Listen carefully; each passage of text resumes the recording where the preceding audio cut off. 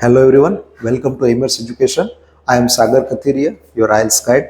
In this writing task 2 series, we are discussing about the type of essay which is advantages and disadvantages. એમાં આપણે example લીધેલો family run બિઝનેસનો એમના advantages અને disadvantages આપણે already intro body 1 અને body 2 cover કરી લીધા. Now we are going to focus on conclusion part. So અત્યાર સુધીના સ્ટ્રક્ચરમાં આપણે ઇન્ટ્રો બોડી 1 અને બોડી 2 આ જે ત્રણ વસ્તુ લખેલું છે કન્ક્લુઝનનું કામ છે એમને કન્ક્લુડ કરવું, મતલબ આ ત્રણેય પેરેગ્રાફની સમરી બનાવી.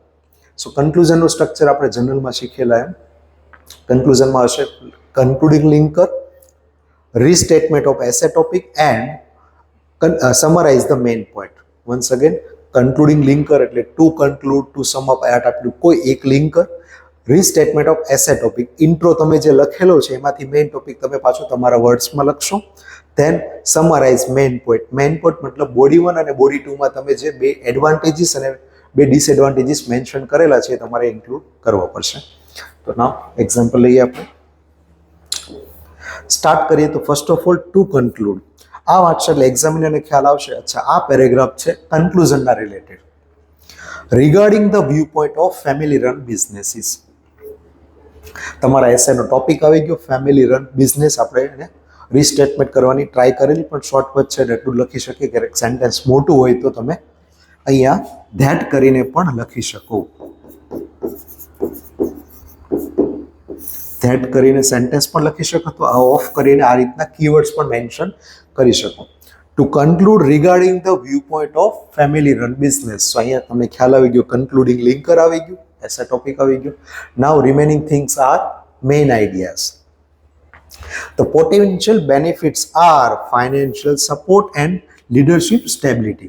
So બોડી 1 માં આપણે જે બે એડવાન્ટેજીસ મેન્શન કરેલા એમના સિનોનિમ્સ આપણે લખેલા છે financial support and leadership stability.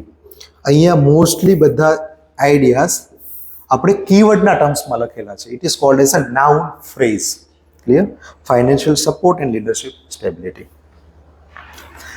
And the obvious drawbacks are not only this but also this.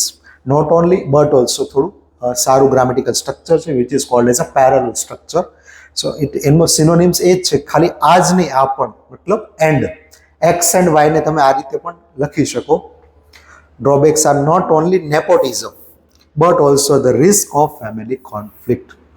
હવે અમે nepotism word as it is use કરેલો છે, કોન્ફ્લિક્ટ પણ કરેલું છે, પણ એનું વર્ડિંગ ખાલી ચેન્જ કરી નાખ્યું છે કે રિસ્ક ઓફ ફેમિલી કોન્ફ્લિક્ટ.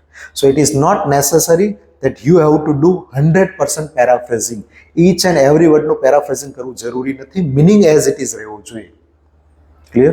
સો આપણે ટોટલ 1 2 3 4 5 વર્ડ્સ આપણે આમાં એડ કરેલા છે જેનાથી આપણું સારું કન્ક્લુઝન બની ગયેલું છે. Conclusion is mandatory for each and every essay. Clear? So હંમેશા એસેમાં કન્ક્લુઝન કમ્પ્લીટ કરવાની ટ્રાય કરવાની, ટાસ્ક રિસ્પોન્સના માર્ક્સ કમ્પ્લીટ સ્કોર કરવા માટે. સો અહીંયા આપણે એડવાન્ટેજીસ એન્ડ ડિસએડવાન્ટેજીસ ટાઈપનો એસે કમ્પ્લીટ કર્યો છે.